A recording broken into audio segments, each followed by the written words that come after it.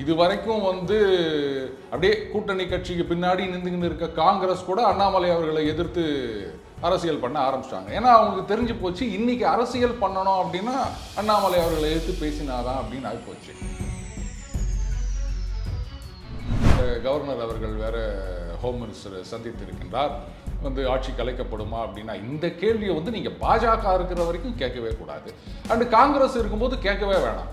ஏன்னா அவங்க கேட்காமையே டகால்னு கழிச்சிருவாங்க. இந்த கழிச்சு விளையாடுறது தான் வந்து காங்கிரஸுடைய பாரம்பரியம். வரலாறு பார்த்தீங்கன்னா தெரியும், எத்தனை ஆட்சியாக கழிச்சிருக்காங்க அவங்க.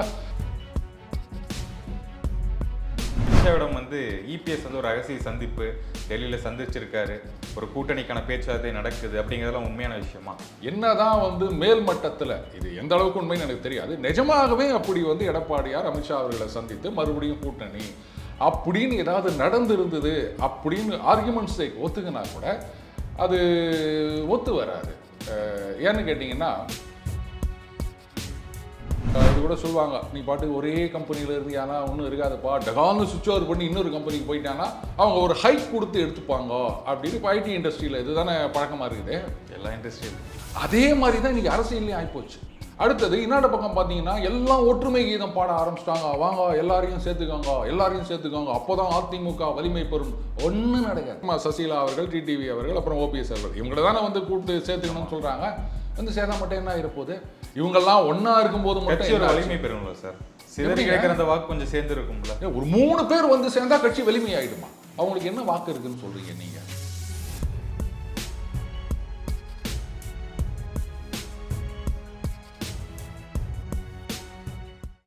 சேனல் 5 தமிழ் நேயர்களுக்கு வணக்கம்.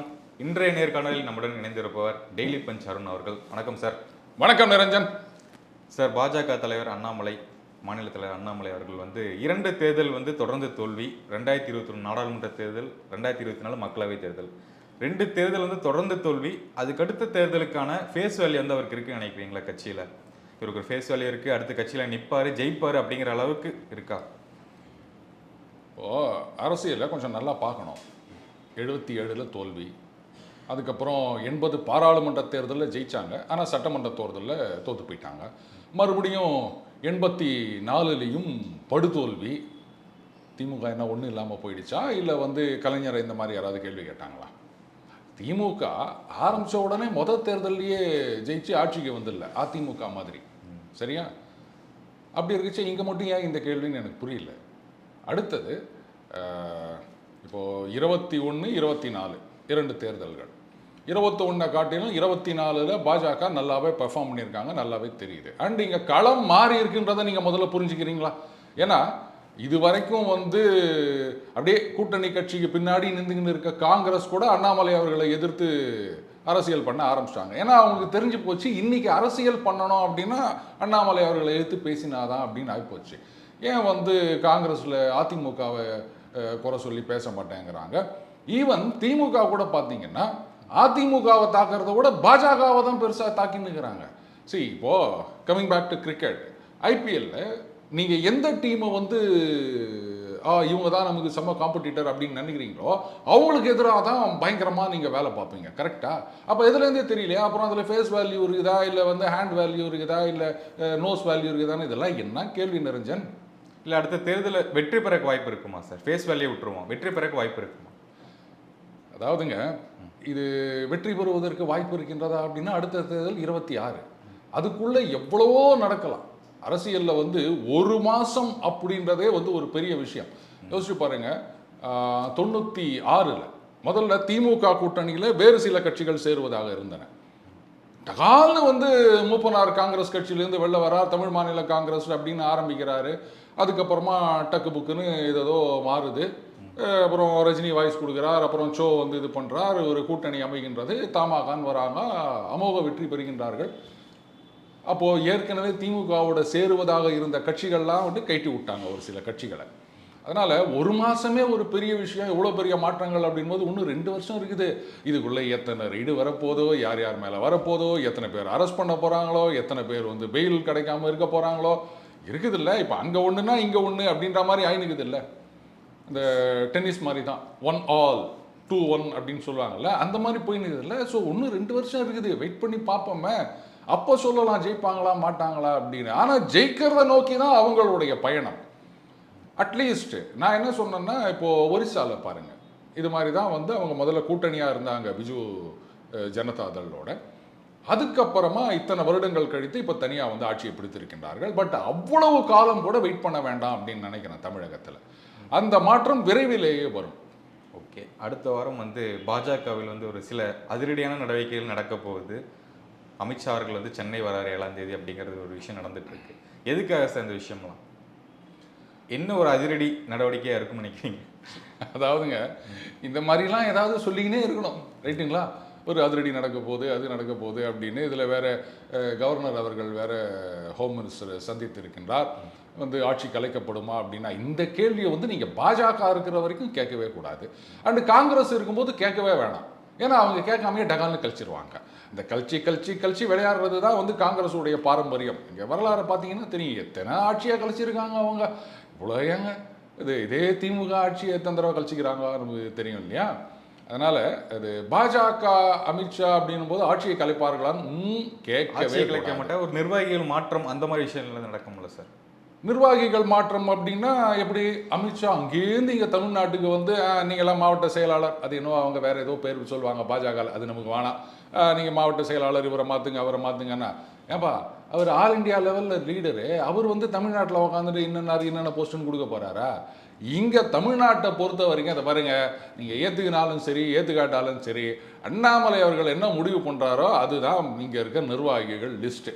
நீங்கள் பாட்டுக்கு அவர் வரார் இவர் வரார், இவர் கைகளை கட்டி போட்டுள்ளனர், அவரை வந்து மத்திய அமைச்சராக ஆக்குகின்றார்கள், ராஜ்யசபா எம்பி ஆகுறாங்க, அப்படி இப்படின்னு ஆளாளுக்கு சொல்லிட்டு இருக்கலாம். அதெல்லாம் ஒன்றும் வேலைக்கு ஆகாது. 2026 வரைக்கும் நான் சொல்கிறது மினிமம் கேரண்டி. 26 வரைக்கும் அவர் தான் தலைவர், அவர் சொல்கிறவங்க தான் நிர்வாகிங்க. இஷ்டம் இருந்தால் இருங்க, எல்லாட்டும் எழுந்து போய்கினே இருங்க. உங்களை சொல்லலை, கட்சியில் சொல்கிறேன். சரி சார், அமித்ஷாவிடம் வந்து இபிஎஸ் வந்து ஒரு ரகசிய சந்திப்பு டெல்லியில் சந்திச்சிருக்காரு, ஒரு கூட்டணிக்கான பேச்சுவார்த்தை நடக்குது அப்படிங்கிறதெல்லாம் உண்மையான விஷயமா?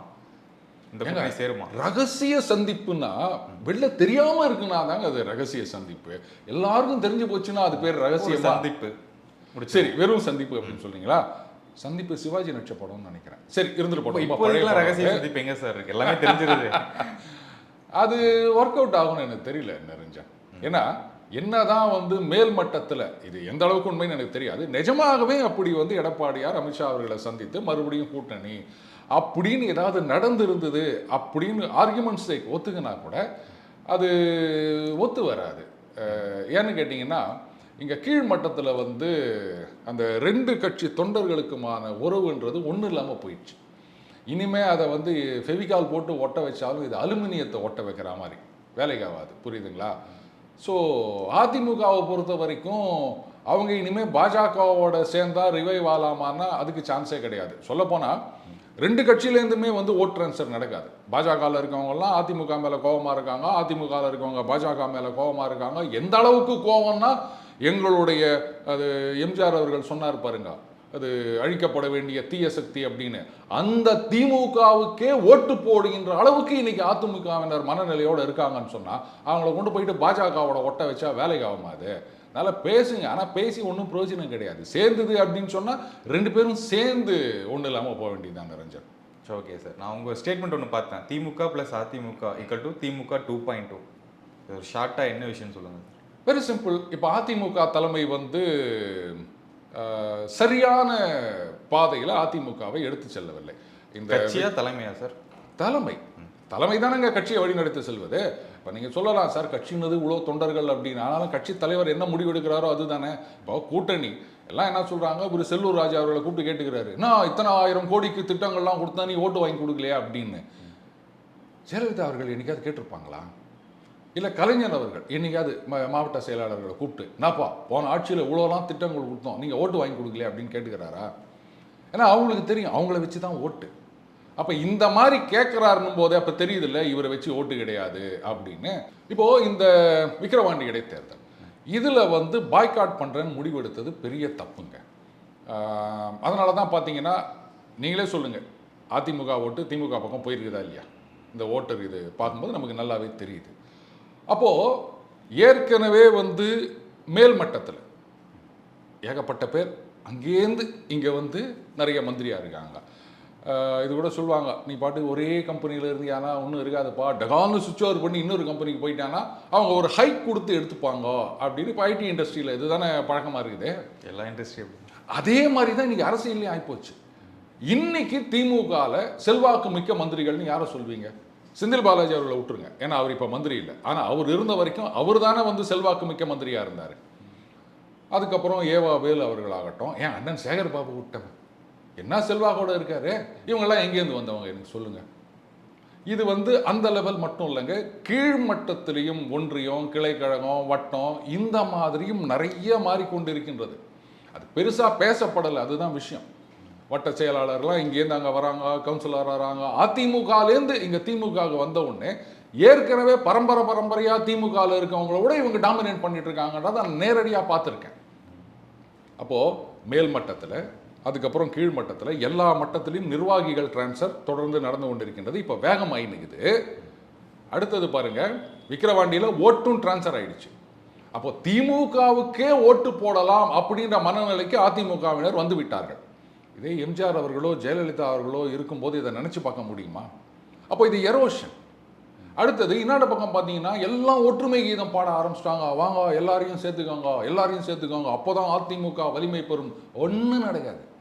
எத்தனை பேர் வந்து சேர்ந்தாலும், முக்கியமாக சசிகலா அவர்கள், டிடிவி அவர்கள், அப்புறம் ஓபிஎஸ் அவர்கள், இவங்களை தானே வந்து கூப்பிட்டு சேர்த்துக்கணும்னு சொல்கிறாங்க. வந்து சேர்ந்தா மட்டும் என்ன ஆகிருப்போகுது? இவங்கெல்லாம் ஒன்றா இருக்கும்போது மட்டும் வலிமை பெறும்ல சார். சிதறி கிடைக்கிற அந்த வாக்கு கொஞ்சம் சேர்ந்து இருக்கும்ல. ஒரு 3 பேர் வந்து சேர்ந்தா கட்சி வலிமை ஆயிடுமா? அவங்களுக்கு என்ன வாக்கு இருக்குன்னு சொல்றீங்க நீங்க? எங்க இருக்குன்னு எனக்கு சொல்லுங்க. இப்போ டிடிவி அவர்கள் எம்பி எலெக்ஷன்ல போட்டி போட்டார், ஜெயிப்பார்னு நிறைய பேர் சொன்னாங்க. ஏன்னா அவருக்கு இந்த டாக்டிக்ஸ் எல்லாம் தெரியும். பர்சனலி ஸ்பீக்கிங் ரொம்பவே டேலண்டட் பர்சன். பத்திரிகையாளர் சந்திப்புல இவங்க அவரை கேள்வி கேட்டு தண்ணர் அடிப்பாங்கன்னு பார்த்தா அவரு திருப்பி நான் அவ்வளோதானா கேள்வி, அவ்வளோதானா அப்படின்வாரு. அப்பேற்பட்ட டேலண்டடான பர்சன். ஆனால் முடியலையே. அதே மாதிரி தான் ஓபிஎஸ் அவர்களும். அதனால் அவங்க வந்தால் உடனே அப்படியே கோடிக்கணக்கான வாக்குகள் சேரும் அப்படின்றதெல்லாம் சும்மாங்க சொல்லிக்கலாம். அதாவது இந்த தண்ணியில் முழுகிட்டு இருக்கவன் ஒரு வைக்கோல் துண்டு கட்சாலும் அதை பிடிச்சிப்பானா, அந்த மாதிரி அவங்க வந்து சேர்ந்தாலாம் ஒன்றும் வேலைக்கு ஆகாதுங்க. ஓபிஎஸ் அவர்கள் இங்கே இருக்கும்போது கூட தான் வந்து 2019 என்ன ஆச்சு அப்படின்னு நமக்கு தெரியும். அப்போது என்ன சொல்லுவீங்க, அவருக்கு என்ன பலம் இருந்ததுன்னு சொல்லுவீங்க? அது தேனியில் மட்டும்தான் ஜெயிச்சாங்க, அதுக்கு கூட ஏதோ டீலிங்கு அப்படி இப்படின்லாம் வேறு சொல்லியிருந்தாங்க. அது நமக்கு வேண்டாம், விட்டு தள்ளுங்க. அதனால் அந்த ஒற்றுமையெல்லாம் சரி வராது. அப்போது பல மட்டங்களிலும் இந்த நிர்வாகிகள் அங்கே போகிறது அப்படின்றது நடக்குது. அடுத்தது கட்சிக்குள்ளேயே ஏகப்பட்ட சலசலப்பு. இவங்களுக்கு வந்து தலைமையின் மேலே ஒரு அதிருப்தி. செல்லூர் ராஜு சொல்லவே சொல்லிட்டார், புரட்சி தலைவர் இல்லை, புரட்சி தலைவி இல்லை அப்படின்ட்டார். அப்போ என்ன அர்த்தம்? நீங்கள் அவங்க இல்லை, அந்த அளவுக்கு கரிஸ்மா இல்லை, அதான அர்த்தம். இப்போ வெளிப்படையாக பேச ஆரம்பிச்சிட்டாங்க. இப்போ நீங்களே ஒரு அதிமுக தொண்டராக இருந்தால் என்ன யோசிப்பீங்க சொல்லுங்கள்? இதுக்கு பிரச்சனை எங்கே வருதுன்னு கேட்டிங்கன்னா, பாஜக மேலே அந்த அளவுக்கு ஒரு வெறுப்பை உருவாக்கி வச்சுட்டாங்க. அப்போது என்ன ஆகுது? சரி ரைட்டு, அதாவது நிர்வாகிகள்லாம் போயிட்டாங்க, மந்திரிகள்லாம் போயிட்டாங்க, இவர் சொன்ன மாதிரி புரட்சி தலைவரும் இல்லை, புரட்சி தலைவியும் இல்லை, இவர் ஒரு 7 தடவை தொப்பி போட்டுக்கின்னு ஃபோட்டோ எடுத்தாங்க இபிஎஸ் அவர்கள், அதுக்கப்புறம் ஒன்றும் இல்லை. அதனால் நாம் மட்டும் ஏன் இங்கே இருக்கணும், அரசியல் பண்ணணும்னா அங்கே போயிடுவோம் அப்படின்னு முடிவு எடுத்தாங்கன்னா, ஒரு அமைச்சர் வேறு திமுகவில் சொல்லியிருக்காருல, வாங்க அதிமுகவரெலாம் வாங்க, இது வந்து வலிமை பெறும்னு சொல்லியிருக்காருல.